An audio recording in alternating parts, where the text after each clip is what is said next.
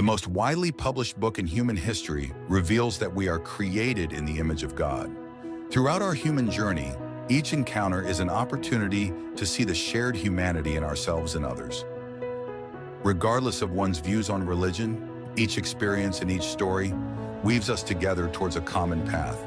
A path of transformation, a process of growth and understanding, a recognition that, at our core, we share a common destiny.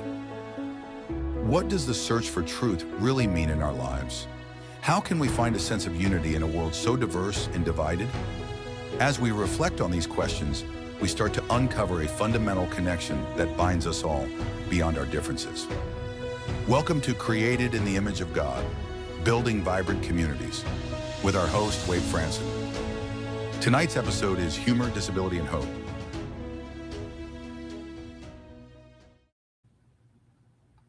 Good evening, everyone. Welcome to tonight's show. We are on episode 204. That's amazing. We have a very interesting guest tonight, and he has a unique perspective. I'm going to ask the question about faith and humor. We don't always think about humor when we think about faith, and tonight's guest views them as companions on the road toward hope. His name is Sy Hoekstra. Sy Hoekstra.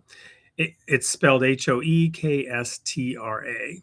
You can look him up, and I'm sure after tonight's episode you will. He's a writer, editor, and podcaster whose story weaves together deep honesty and joyful perspective. He was blinded, or he became blind at a young age, and he brings first-hand insight into the realities of living with disability. But he refuses to let that hardship define his story. Instead, his writing explores faith in the language of humility, hospitality, and generous self-awareness, often delivered with a contagious sense of humor. Let's welcome Sy into the studio. Hello there, Sy. How are you today? Hi, thanks so much for having me.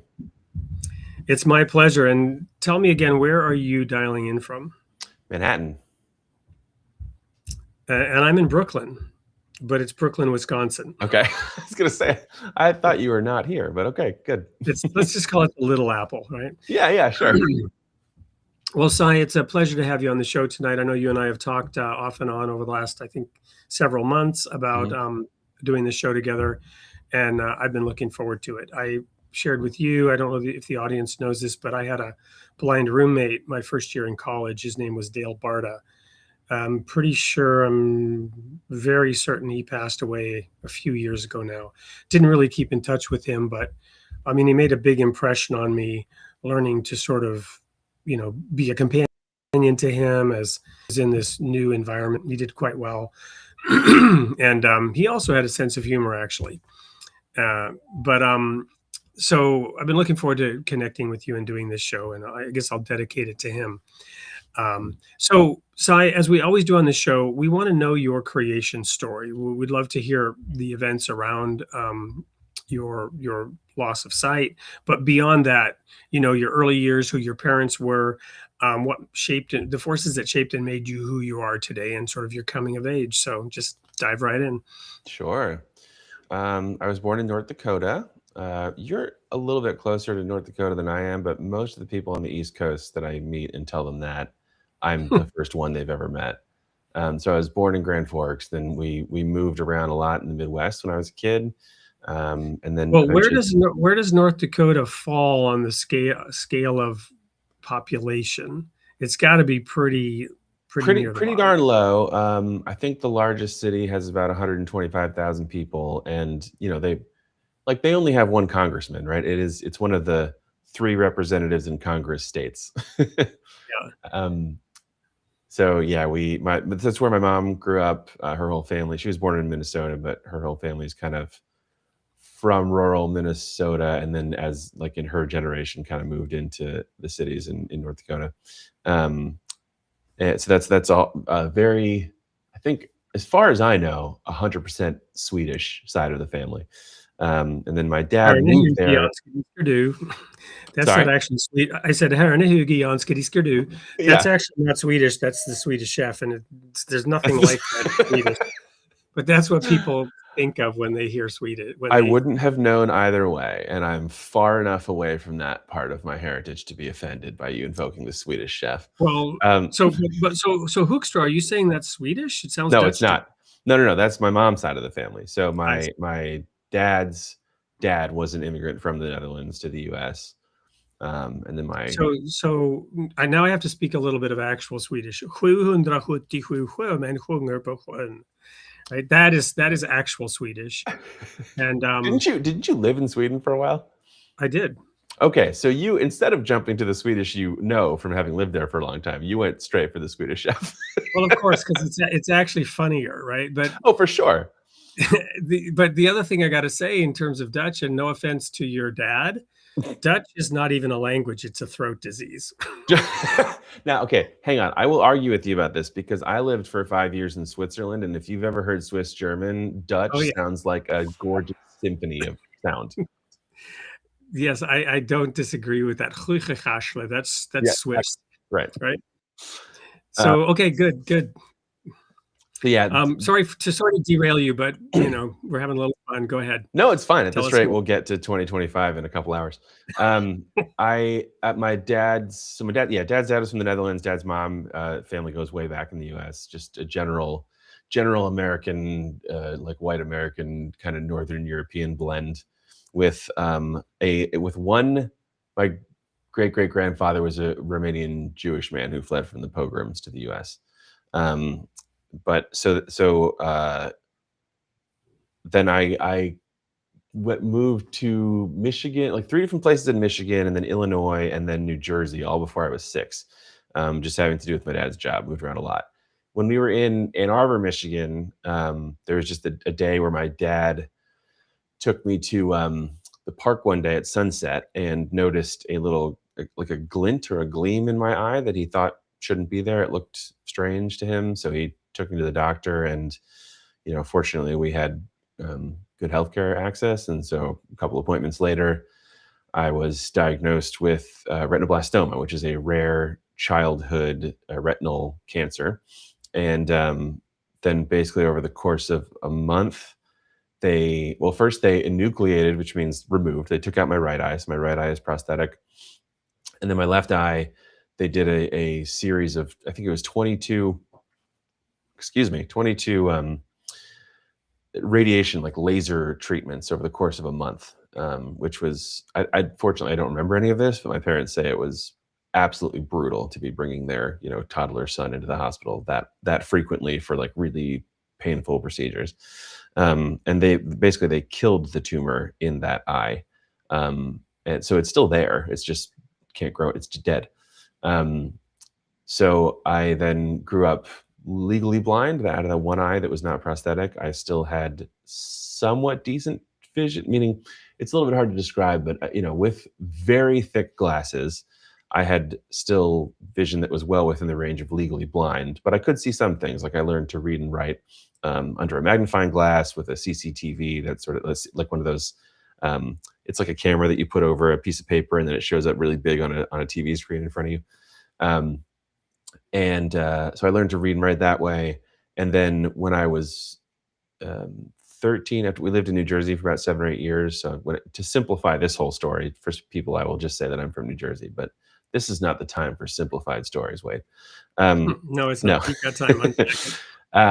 So I moved to Switzerland when I was 13, again, as a part of my dad's job.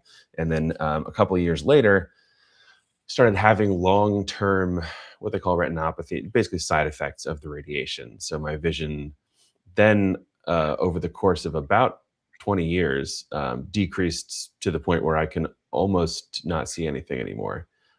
Basically, what happened to me is the same thing that happens to diabetic people when they go blind, which is that kind of like floaters and flashers due to like blood vessels in the eye kind of cloud the vision until there's no real vision left.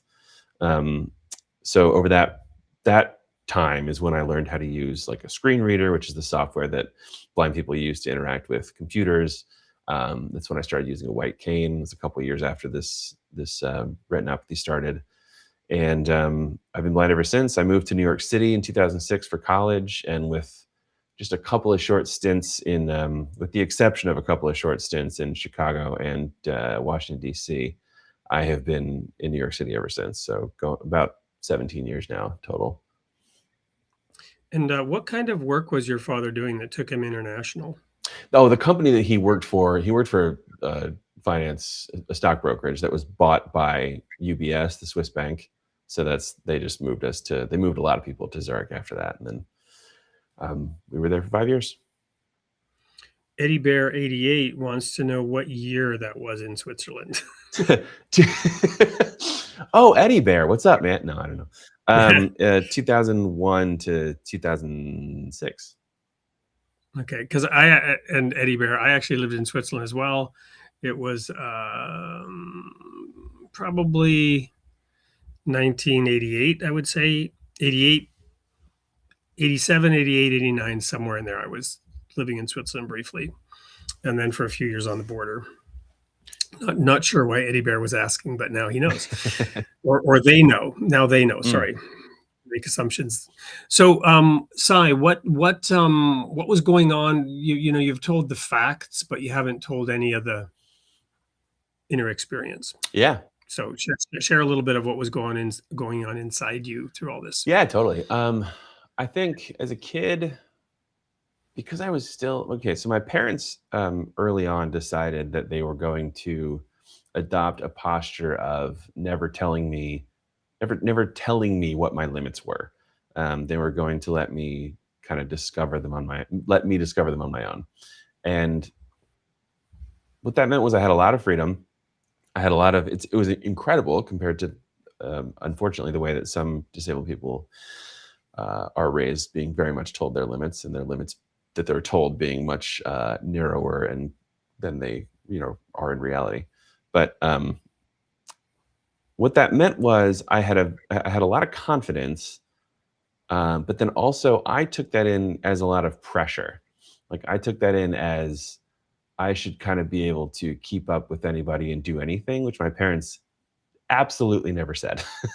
It was what that was my own way that I interpreted. That's the kind of stuff that I had to work out later in therapy. You know what I mean? Why did I Yeah, think and that? I'm gonna pause you there for a moment, because that's a really powerful observation in a bunch of different ways, right? To me, the essence there is, and we'll get into faith, and you may have some scripture. And I said I'm not going to quote a lot of scripture tonight, but this one comes to mind now, which says that you who compare yourselves among yourselves are not wise, but we all do it. We Oh, compare sure. ourselves, and from keeping up with the Joneses, as it used to be called, even to some aspects of social justice these days. It's all about comparing yourself to what somebody else has or does or can do. And it's all well to play golf or tennis and to stretch yourself and compete, you know what I mean, to be the best you that you can be.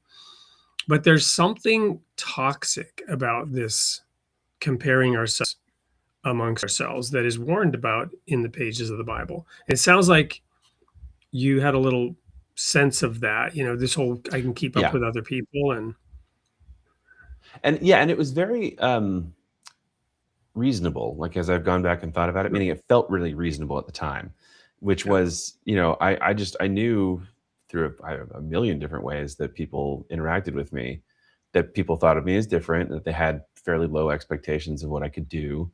And then, as I grew up, started to face like discrimination in different ways. And so I felt the way to combat that was to prove to everyone that I could do anything, like I thought, oh, I can afford myself some amount of safety or like I don't know, a little cocoon of like protecting myself against people's low expectations by just constantly achieving, and that worked for a while. Like it really did. I did well in high school. I had some ways that I was successful. Like I went to a good college. But it just like the longer you do that, the more toxic it becomes. I agree with you. And so I think I burnt me out in the end, and I had to just figure out a different way to live and to interact with other people and their expectations and reactions toward me.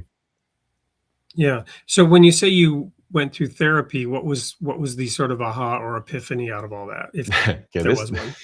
this was funny. I went to therapy for reasons completely unrelated to blindness or anything like that. And it was my first time in therapy. It had more to do with completely unrelated things going on in my life. And I went into the therapist's office and started talking to him about these other problems. And this therapist, who was very smart, very quickly picked up on the fact that I had a lot of unprocessed grief about the way that people interacted with me as a disabled person. And I like the first time that he very, in a very gentle therapist way, kind of breached this subject, my immediate reaction was like, "Oh, no, no, no, no, no, no. I'm not going into therapy and having a sighted person tell me that the actual source of all my problems and the reason I'm really sad is because I'm blind." Like, I'm going to deal with the Hmm. problems that I came in to deal with, and I'm not gonna like just kind of be pigeonholed that way. And this guy was not pigeonholing me at all. He was using his professional expertise to correctly identify problems that I had, but it took me a little while to get there. Um, and by the way, sorry if you hear some sirens in the background. As I said, I'm in Manhattan. um, but for me, it was the first time that I would think I was able to articulate the way that I, uh, not the way, just the fact that I was able to articulate that those expectations to me that I've been talking about like very, very like openly and clearly now, um, was a huge, like I could feel it. I could literally feel like a weight in my chest, like a physical sensation, like being acknowledged. Like when I was sitting there in therapy saying like I do not like the way people treat me. It makes me feel terrible. I wish they would stop. I remember one time I actually like hit the couch like really hard that I was sitting on. Like I just punched the guy's couch basically in like anger. And so that was kind of all the confirmation I needed. I was like, okay, this guy's right, because the moment I say anything about this, I'm like having this physical sensation in my chest of like a burden being acknowledged. And I think for anyone who's done a lot of therapy, you kind of understand that acknowledging a burden is somewhat lifting the burden at the same time. Just because your nervous system, your body, your brain is trying to tell you stuff through the anxiety and the frustration that you feel, right? And then the moment that you acknowledge the stuff that you're feeling the anxiety from, it starts to lift. Um, so I think that was the first aha moment in therapy. I'm uh I'm playing this little snippet of a song from Abbey Road right now. Boy, you got to carry that weight. Yeah. Carry that weight a long time. Hmm. All right. So, coming of age, sort of, life changing or life direction moments. As we go into the break here, was the therapy part of that? When did you come to realize that you should focus on humor as more than just a passing joy? Oh, that was very recent, actually. That was it's something I've done a little bit here and there, but I as a kid very quickly like took to anything funny that I was reading or watching or listening to. Um, I'm writing humor now. I don't know if you are familiar with Dave Barry. I started reading Yes, Dave Barry very when I much. was about 10 years old.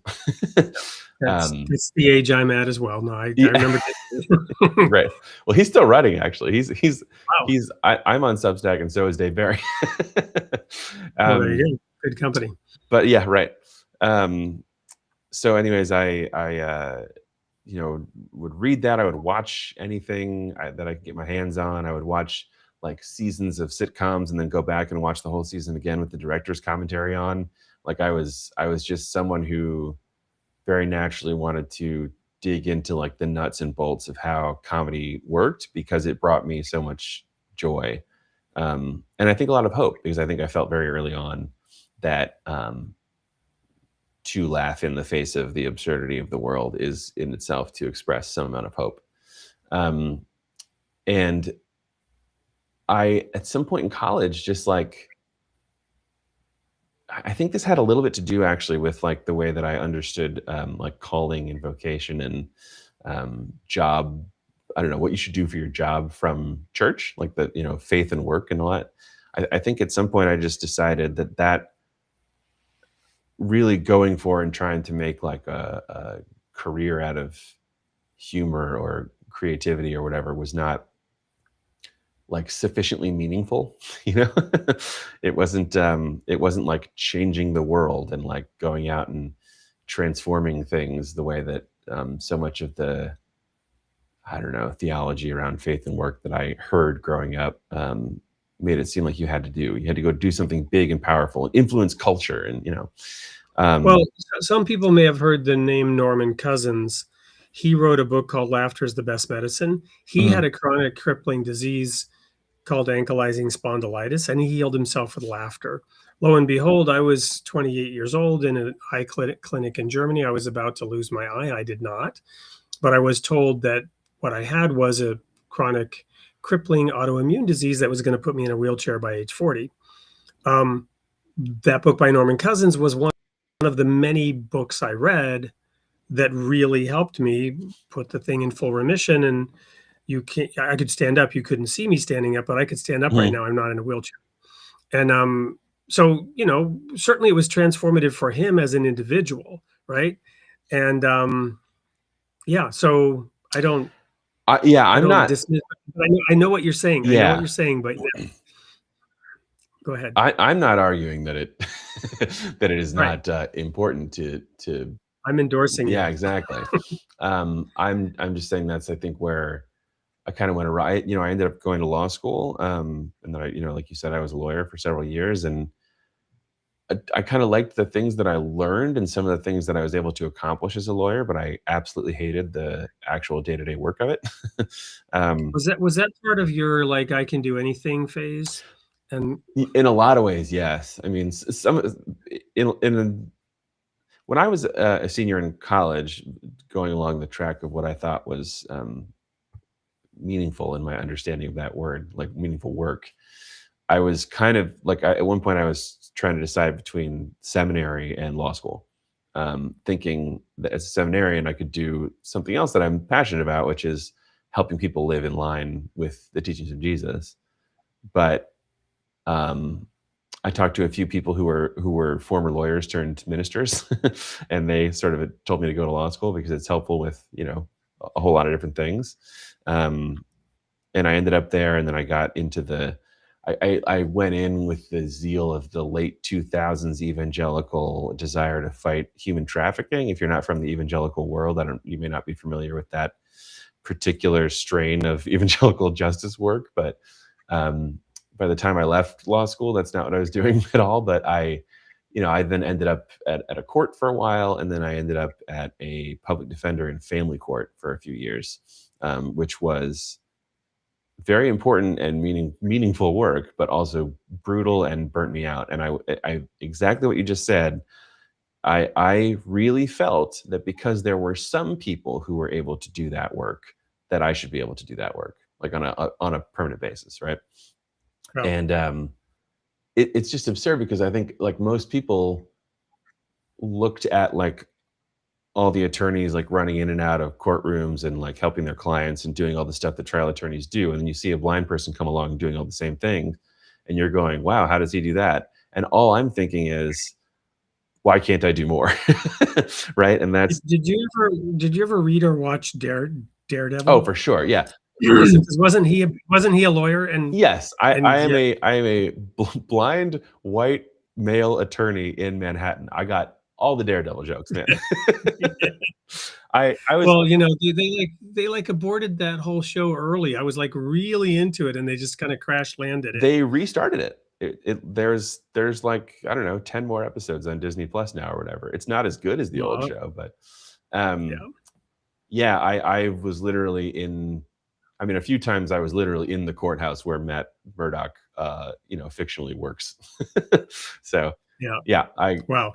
Well, that may be a good time to go to this little commercial break to segue back and let crash land this plane back to where we're supposed to be. Don't go anywhere. We're going to learn a little bit more about Sy Hoekstra, through this little video. And when we come back, we will dive into faith and humor and how he does that. Don't go anywhere. This is Created in the Image of God. We'll be right back. Have you ever imagined what it's like to be blind?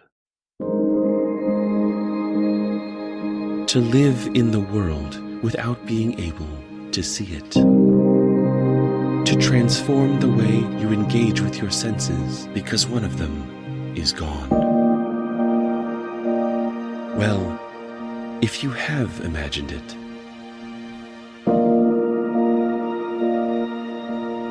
please stop. Why would you try to imagine something you don't know anything about? Just listen to actual blind people. Specifically, me. I'm going to bring you humor and stories about my adventures in blindness. Living in this world as a disabled person is absurd, but we still have a good time. I'm Sy Hoekstra, and this is Deep Sy. It's a pun! Listen at deepsy.net or wherever you get podcasts. So I got to confess, I laughed the first time I heard that, and I enjoyed it even more the second time, which is the second time I've seen that. And now I got to ask you, there's a tiny hint of sarcasm in the way you put that together, right? And here's what I mean by that. You sucker us in a little bit with that opening, which is very much, I don't know, it's not exactly tongue in cheek. It's you know what I mean? Because what you said, and I'm this is how my mind works, right? I maybe over process, but you said earlier that you really didn't like that people treated you differently. But you play on that a little bit because you sucker us in and we're immediately like empathetic with, oh, maybe I should be imagining what it's like to be blind. Right? Yeah. And then it's like, that's part of the whole humor. And I don't know if I'm overanalyzing it or getting any part of it right, but I just love the way you did that. But those are some of the elements that make it juicy to me. Yeah. Can you hear me right now? Yes. Okay, cool. Sorry, I didn't. My here's a blind moment. My screen reader is apparently having some issues interacting with the Restream software, and it was telling me that my mic was muted when it was not. I suspected it was wrong. Anyways, it was muted. It was muted during the video. Yes, right. Okay. So anyways, that was exactly the aim. Yeah, I was I think like a lot of people who know me would from those first, they would tell me later, like from those first 15 seconds or whatever, we're going, this can't be the vibe of what Sy's doing. There's no way this is his his angle on things. But yeah, I think I get a lot of actually, discrimination and people or not even discrimination, but also just people treating me, I don't know, in pretty ridiculous ways sometimes, specifically because they are filling in the gaps of what they don't know about how blind people exist in the world with just whatever they imagine in the moment, And so I very much want to play off of that. I think there's unfortunately a lot of media out there that, kind of sees disabled people as very inspiring, but does not really show much of like realistic disabled lives. So you'll get, the main draw, the main focus of the disabled character in like some piece of media will be how they overcame the disability, right? It's like, and like for me, that's directed at someone who is not disabled, right? They look at someone who is disabled and like there's a lot of confusion about how would I live that way, right? If you just like closed your eyes and went, actually, here's a good example. There's a lot of times you will see people like wearing a blindfold or, blackout goggles or something in an attempt to empathize with blind people and like go around, try and walk around, try and go around with a guide, try and experience the world the way that blind people do, which is not a bad instinct. But the problem is that's not what it's like to be blind. That's what it's like to be blind for the first 5 minutes, which is not how I am blind, right? I don't wake up every morning and go, oh my gosh, I'm blind, like freak out and tell my wife we have to go to the emergency room. I wake up every morning and I have a completely routine morning, pretty much the same as anybody else's, just without vision. But it's like very difficult to know, if you're not someone who is blind, how that happens, right? Because to have a boring routine blind morning takes practice, right? Like it takes a reorientation to the world. It takes like figuring out how to do a whole bunch of things, like make a pot of coffee or whatever, without being able to see it. And so it's not really something that you can like imagine or just experience cold, without any introduction. So in my opinion, the best way to do it is to interact with, in any way you can, actual blind people. So that's kind of the thrust of that little trailer. Yeah, so it kind of gets into a bigger question of what really is empathy, and how do we use empathy in a positive way? Yeah.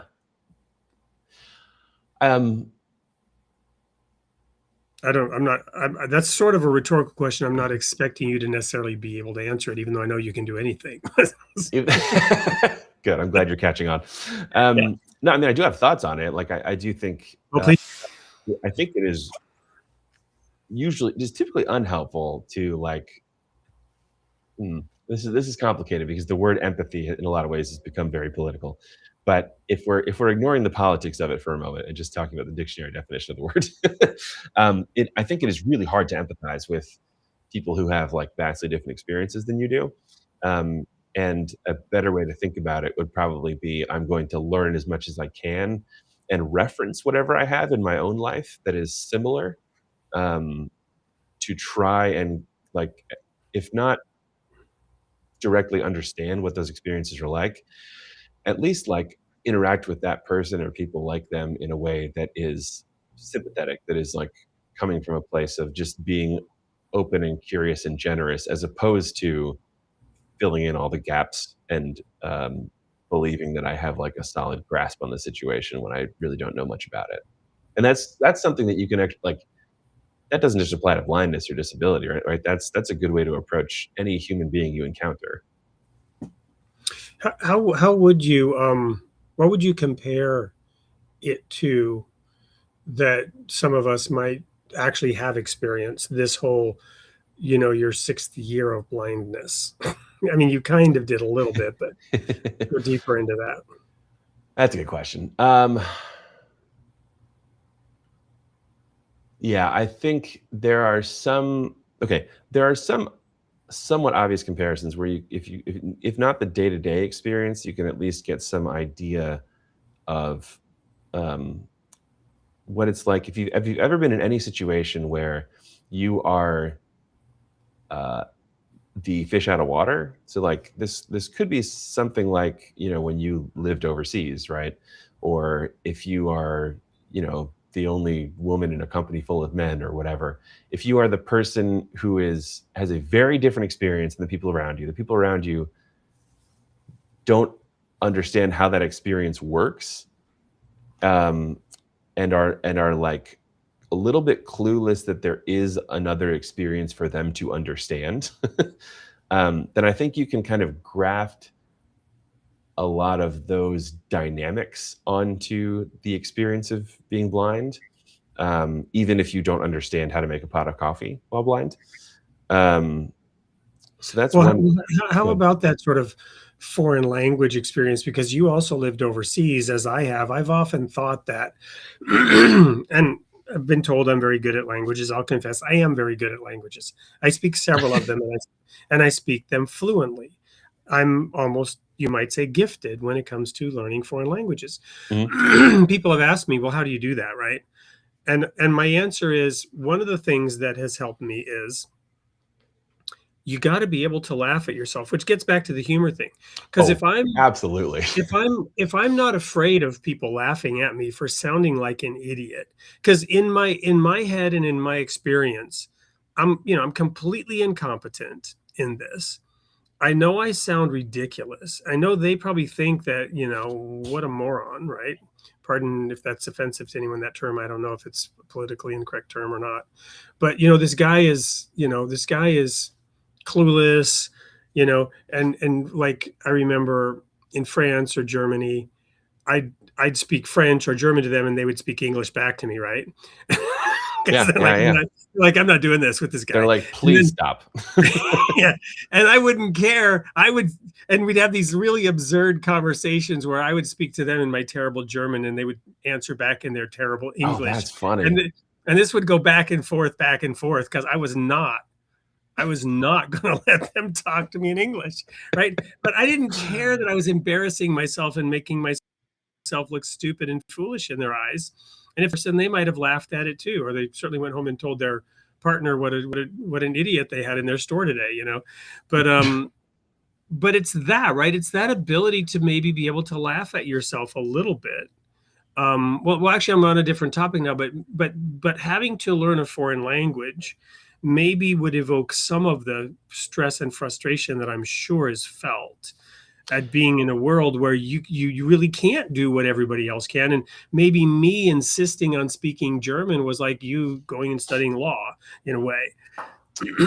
Well, it's kind of, so the way that's not the same is if you're studying law, meaning blind people can study law just fine. Like I did it. It was possible. It wasn't something I enjoyed, but it was totally possible for me to do. I think that a closer analogy might be if you were in a scenario where someone was like refusing to speak English to you, even though your German was terrible, like you had to get something done, because I feel like that's a lot of the Okay, now that happened in France. In the people in France were like that.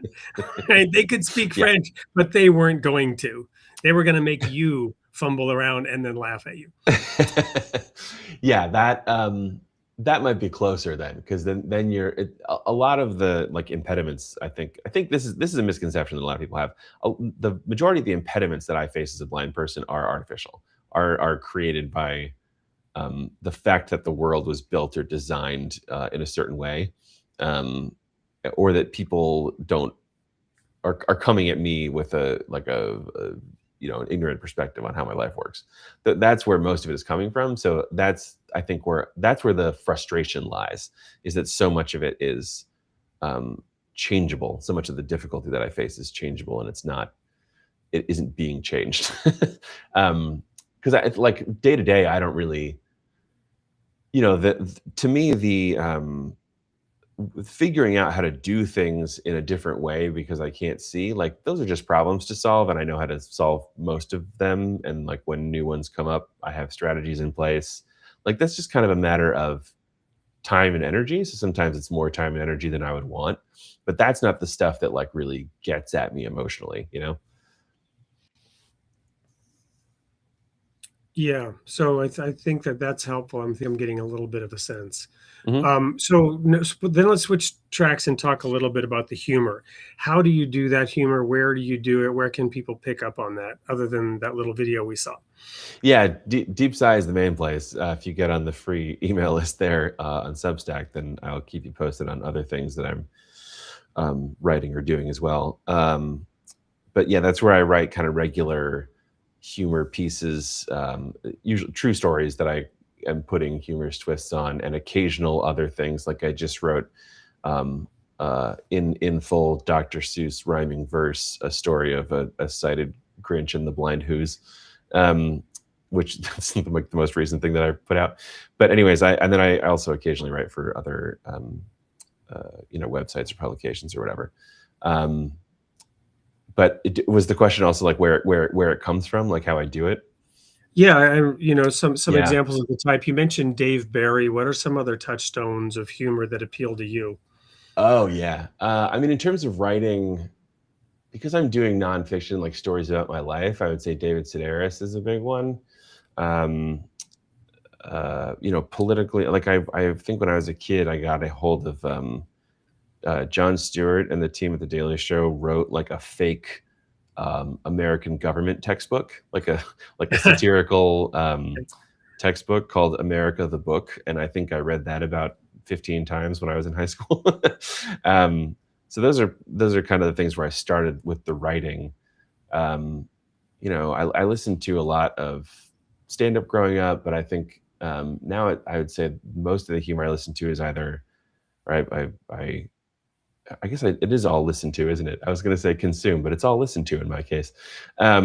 is either like sitcoms, or there's a lot of like indie humor out there on podcasts now. So a lot of improvisers now have podcasts that I think are really great. But yeah, touchstones for my writing, I think like Dave Barry, David Sedaris, Jon Stewart are probably the the trifecta. But yeah, I mean, I'm just constantly taking it in from a lot of different sources. So Awesome.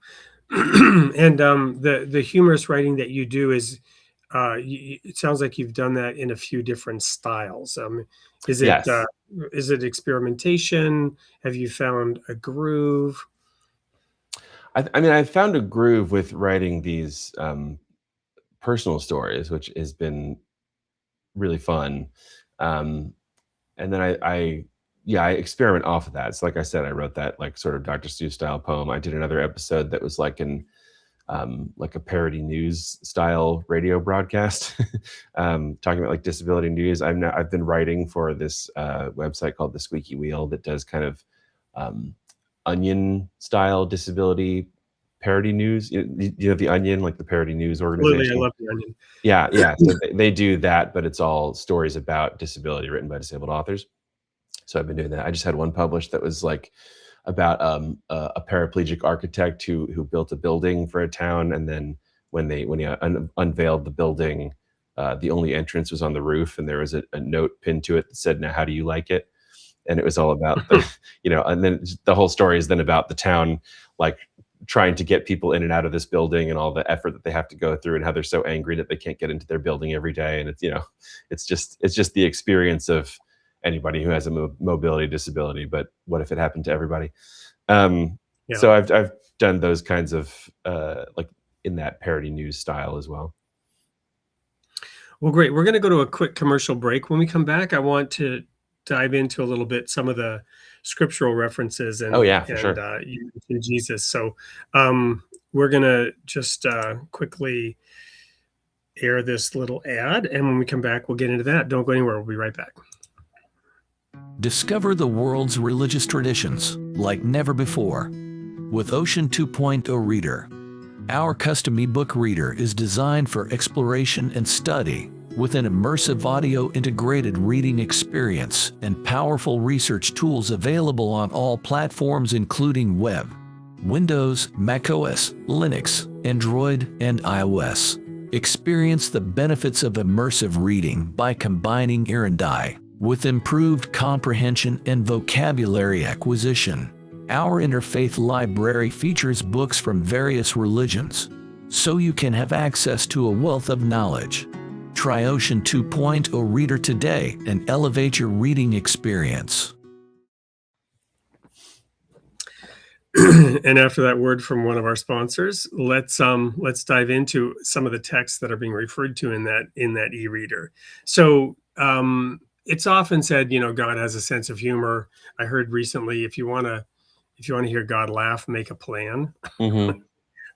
But where do you from when you refer to Jesus and the connection with humor?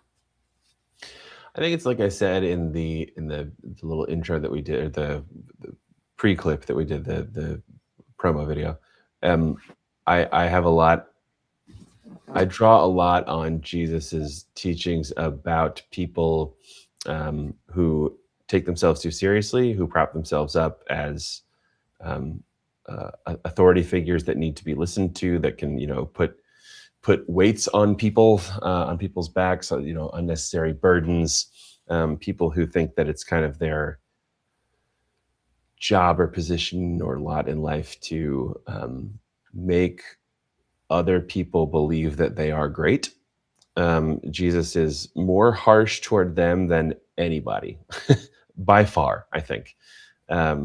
Meaning he is extremely kind and gracious toward the people that are in many ways, marginalized or cast out or pushed out from society. And then he turns around and calls, the religious leaders a brood of vipers or whatever. That's, I think, his general disposition toward kind of the people in the world who are, sometimes it's about power and not having power. Sometimes it's about humility and pride. But it's that. And I think humor is a incredible, like one of the most powerful tools that we have to stop people from taking themselves too seriously, and from for exposing the fiction of people when they take themselves too seriously. Meaning, I think a lot about the passage where Jesus says that religious leaders who want the best place at the table, who want people to hear them pray in the public square and laud them for doing so, that they have their reward. And I think when Jesus says that, he means their reward is actually quite shallow. Like whatever you have in that moment, you have that place of honor. It is that is actually pretty fun. I was trying to think, some of those imagery, it's not really funny at all, but that is funny, right? You have your reward. Yeah. That's You are true working funny. so hard. You got a like- 15-second round of applause for that prayer that you did. That's it. Right. That's all you get. You get nothing else, Yeah.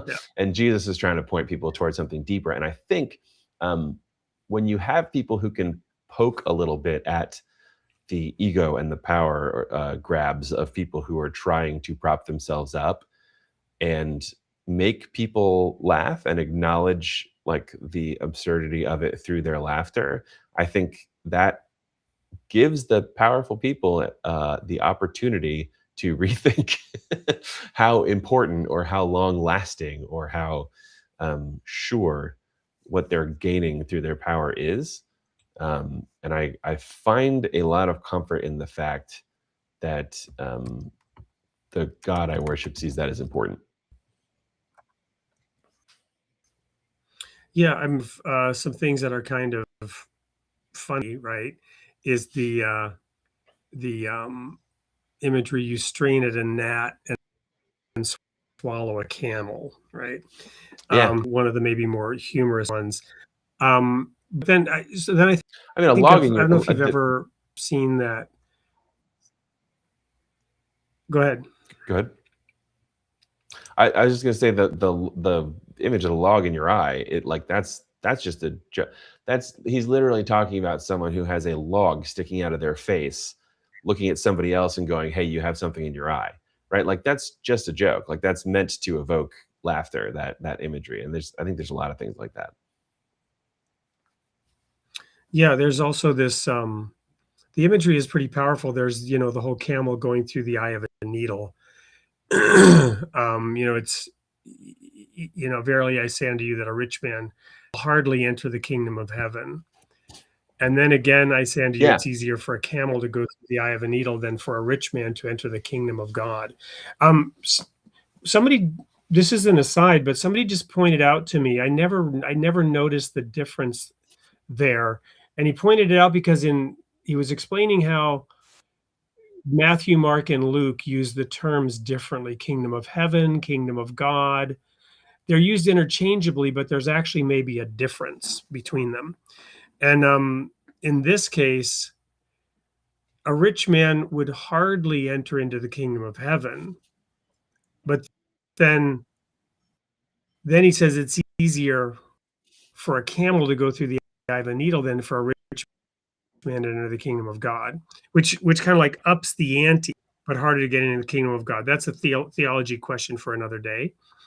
But oh, interesting. Okay. There's a symmetry. So have you ever seen that scene in, I think it's the Holy Grail, about the holy hand grenade? Yes. So I guess with the rabbit who's decapitating people, yes. Yeah, but it's the holy hand grenade Bible reading that really cracks me up. And that's kind of sacrilegious, right? There's a part of me that doesn't want to laugh, to be honest, because they're taking the mick, as they say in English, in England, out of the way the Bible is written. But at the same time, they're not, because what they're actually poking fun at is the pompousness, right? Yeah. It's the taking oneself seriously that you're talking about. Yes, and I think even the language, like what they're poking fun at, is basically the language of the King James Bible, that's not the Bible, man. That's the translation. That's like we're talking about just how people wrote in a very pompous manner in 1605 or whenever that Bible came out, right? And it's I think I'm happy to poke fun at that, at the pompous language and how that makes us we're try I feel like the pompous language, maybe pompous is too strong a word, but like I think people find authority in just the way that the King James Bible sounds. Um, and you don't need that, man. Like we don't need to add authority to God through the way through like a specific use of an old version of English, right? So I have no problem poking fun at that. Yeah, and of course they're coming from a world where, even a foreign is used, right? Latin. So you really had no clue what was being said, but you had Right. to listen to it. Yeah. Um, yeah. So any other sort of themes or words of Jesus in particular that inspire this humor? Um, I mean, I think this is maybe I don't know that this is something that people will feel as much as I feel. Um, but there are two angles to I think Jesus' general philosophy that I had. One of them I love, and one of them I had a lot of difficulty with. And the one that I had a lot of difficulty with is actually the one we already spoke about in a sort of implicit way, which is, Jesus kind of leveling the ground between people. Jesus saying that no individual person is more or less valuable than any other. I am happy when Jesus says that no one is more valuable than me. I'm not particularly happy when Jesus says that I'm not more valuable than anybody else. Because like I said, I had that feeling, I had that sense that I had to prove myself as outstanding in order for people to in order for people to take me seriously. And so I like implicitly never really liked the notion, and I didn't articulate this for many, many years, but didn't like the notion that in the sort of economy of people's value, when it comes to Jesus, I couldn't stand out, right? But I like in a way I had to be humbled a lot in order to be able to laugh more at this at the situation and treat it with the kind of lightheartedness that I think, not that it deserved, but the lightheartedness that allows me to have more hope. And then I think the opposite end of that is the real answer to your question, which is the idea that nobody is more valuable than me, and that nobody is like the ways that people value able-bodiedness, the way that people value being able to see or being able to like do great feats of athletic prowess, or the way that people value, like in terms of like socially value, economically value, whatever. Those are nothing to Jesus. Like those are dust in the wind. Like those don't matter. Like those are the rewards that you have now. You have your reward, right? It's your money, it's your popularity, it's your fame. And the fact that Jesus is constantly pointing out the thinness and the temporariness, is that a word? The fact that is such a temporary reward, and then he is getting people to look for things beyond, allows me to then spend time and energy joking about things that people take seriously, if that makes sense. Like Absolutely. yeah, So that humor can serve as a mirror, right? A mirror is really yeah. important if we can use it properly. I'm thinking now of David and Saul. There's, by the way, we've just recently watched The House of David. A lot of violence in it because it was a violent time, but wow, is that well done, in my opinion. It's a show on Amazon Prime. You have to pay. We paid $3.99 for a 1-month trial of the second season. Huh. First season was free, but anyway, just amazing. But really brought to life stories that I've read many times, talked about. But the reason I bring it up here is God anointed Saul king. You want to talk about a sense of humor, and not that this is funny, but it's really almost bizarre, and it relates to our day to day in a way. And I just did a 9-part series on No Kings, talking about this period, and this was before I started watching this thing on the House of David. But anyway, so there was no king in Israel, right? It was the time of the judges, And it's this horrible story of, as it concludes in the final verse, there was no king in Israel in those days, and every man did that which was right in his own eyes. And it's just story after story of the most atrocious, stupid, horrible things happening with this former slave people who are now entered into the Holy Land and the Promised Land. And then, so at the end of it, the people want a king. So they go to Samuel, who's like the last judge, and they say, we want a king. We want to be like the nations around us. And Samuel is distressed, and he goes to God, and God says, they haven't rejected you, Samuel. They've rejected me. Go tell them this is what the king's going to do to them, and that they shouldn't want a king. So Samuel goes and tells them, God said, this is what the king's going to do, and you won't like it. And they said, we don't care. Give us a king anyway. We want to be like the nations around. So Samuel anoints Saul. And Saul is a great king for a while. He helps them conquer their enemies. He's a big man. He's powerful. And he's a great king for a while until he's not. And then Samuel goes and anoints David while Saul is still king, which is hilarious in a very tragic way. Yeah, it's chaos. You think about this. So God did this. He created this mess, right? Because now Samuel is treasonous. And this is what I never realized. Samuel is treasonous because he anoints a new king while the king that he anointed is still sitting on the throne. And then he expects David to submit to Saul until God takes care of it. But so it's just this bizarre situation that's really fascinating that we should study into and think about when we start getting up on our high moral horse politically about what's going on in this nation.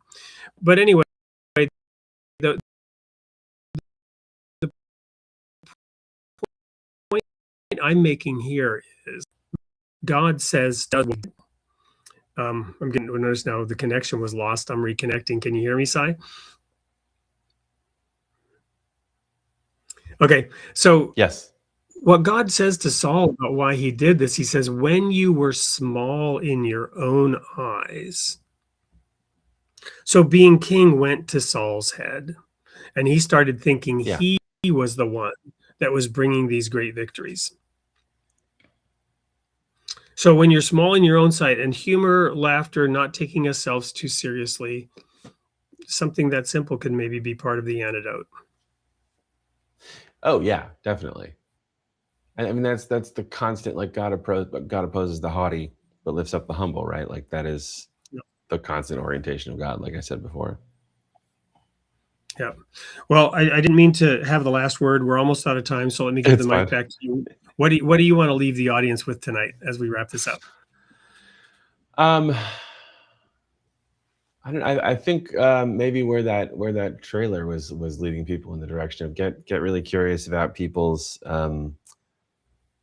experiences around you and be willing to laugh at yourself and your own bits of ignorance, knowing that all of us have them. And I think, man, if more of us were able to do that, we would have a whole lot easier time interacting with each other in a personal and communal sense. Wonderful. And Deep Sy, S-Y, is it deepsy.com? Where do people find that? It is deepsy.net. And if you're already on Substack, it is a Substack website, so you can just go there. You can also, in any podcast player, just look for Deep SY, and you will find the podcast version of That's a whole lot easier than trying to remember how to spell your last name, but go ahead and spell it for us. Hoekstra. That's a very Dutch last name, pronounced Hoekstra. And how do the Dutch say it? That's how they say it. I mean, it would be more like Hoekstra, but it's they roll their R's, so I can't do it as well as a lot of my relatives. So it's not guttural though in that sense. It's not like German or French. I was thinking it's more like sort of hacking something. Yeah, no, it's not that. Because now I got to do my Danish impression, right? For what they have for breakfast in Denmark.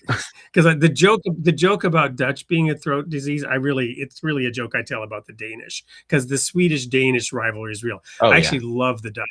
I love the Danish too, but I really like to pick on them. So this is what the Danes have for breakfast. We have porridge, right? You might call it oatmeal and milk. The Danes have. Were those words? Were those real words?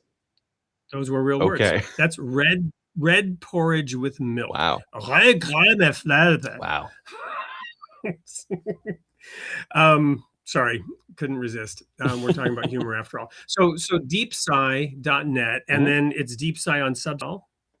Yeah, on Substack or your podcast player, you'll find it all there. Deep SY for Deepsy. All right. Well, thank you so much for taking time out of your busy life and joining us here on the show. One more time, if there's anything else you want to say, now's the time. Otherwise, we'll go to the sneak peek for next week. Yeah, no. Thank you so much for having me. I really appreciate it. It's really been my pleasure. We didn't really get to interact much with the audience comments here. I apologize. Let me see if there's anything here I really want to. Well, Slater Gator was, when we were trying to sort of come up with an analogy here. Slater Gator said, think of it like this. There's a handful of people who have a sixth sense. I've met them. We all have a disability compared to them. We never think about it because we're not used to have a sixth sense. What's that guy who saw dead people in? Yeah, the little kid from The Sixth Sense.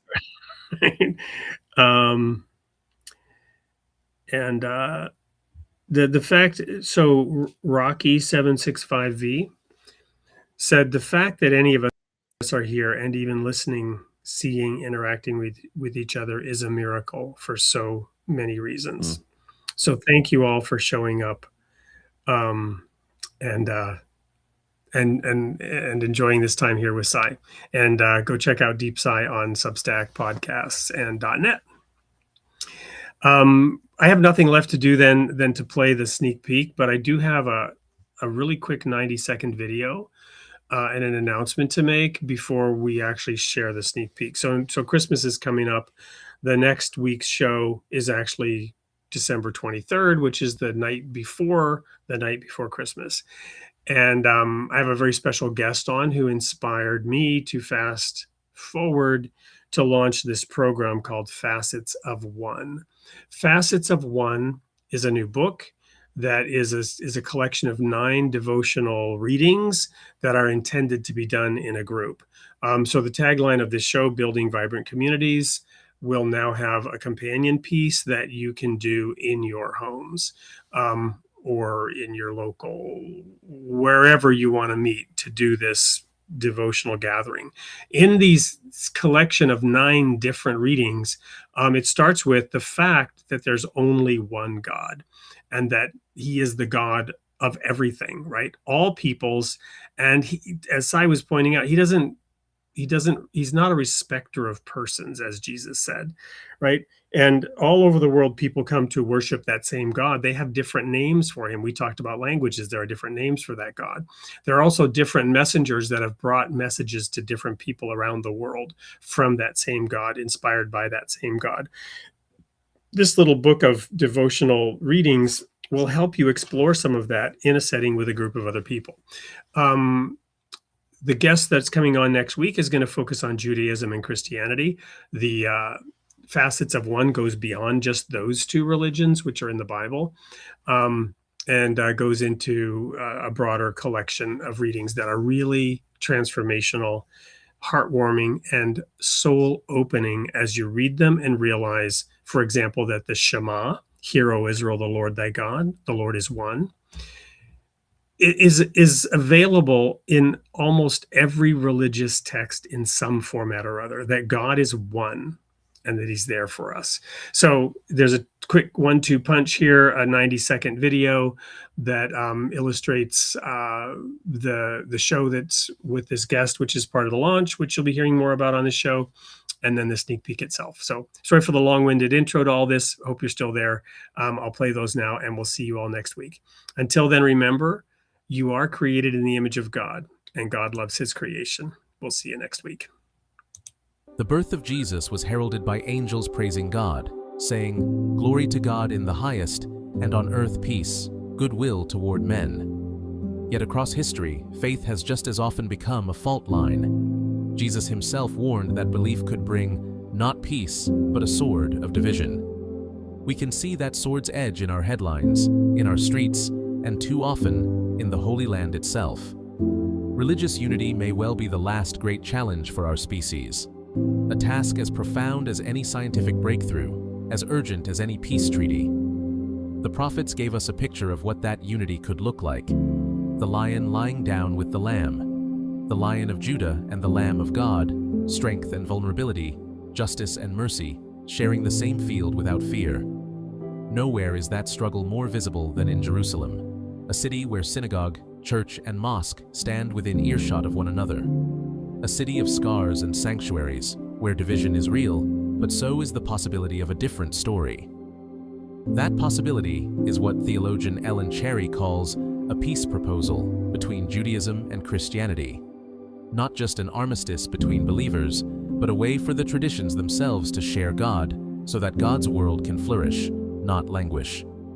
On December 23rd, host Wade Frenson sits down with Ellen Cherry to explore how that proposal might become reality.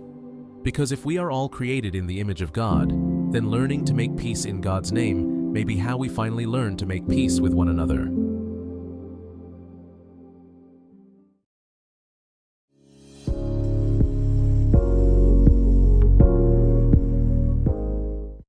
Welcome to the sneak peek for the pre-Christmas December 23rd episode, in which I have an eminent theologian who's recently retired or pre-retired. I don't want to really say retirement because he's working on a big project, but she's the emerita professor of theology at Princeton Theological Seminary, and she spent decades teaching systematic theology there, but her passion goes back to when she was 3, and as a little Jewish girl exploring her neighborhood, had an experience which awakened her that not everybody was Jewish. Tell us about where that seed was planted for the desire to bring people together. Well, when I was 3 years old, being a nice Jewish girl, as the phrase goes, I discovered the Roman Catholic neighbors and their parish that was just right around the corner from where we all lived. And I realized that the world is a big place. And then I said to myself, well, God knows that it's a big place, and God loves it as a big place. And that what we can do to serve God is enable its plurality all to be understanding of one another and learn to love one another, that God's world may flourish, because God wants creation to flourish, not languish. And when we are at odds with one another, we languish and the creation languishes. And that's counter to God's desire for us and for his handiwork. So I've said myself, yeah. Amen. We are the pinnacle of that creation created in the image of God, as the show title says. So you then were put in Hebrew school and you married a rabbi's son, but you eventually converted to Christianity and dedicated your life to Christian theology at the seminary. But now, having retired, you're embarking on your magnus opus, if you will, and you've been working on it for some time. Tell us about that.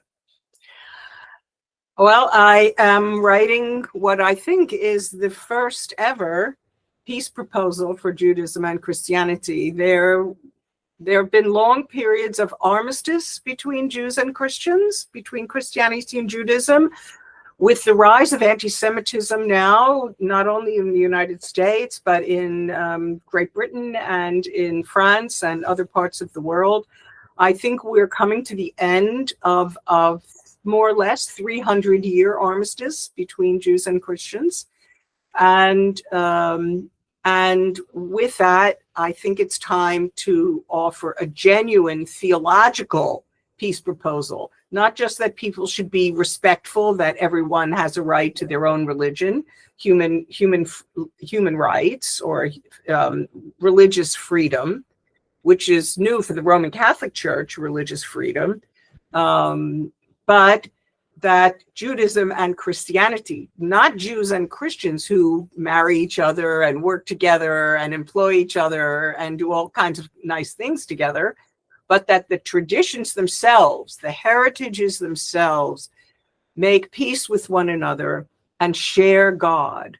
And that is the book that I'm eagerly trying to finish and hope to get out soon for the public to consider. And while we wait on that book, we can tune in at least on December 23rd at 8 p.m. Central Time for the show with Ellen Cherry that will unpack this over the course of an hour. That's a show you don't want to miss. I'm so excited about it, and I can't wait to share it with you. See you there.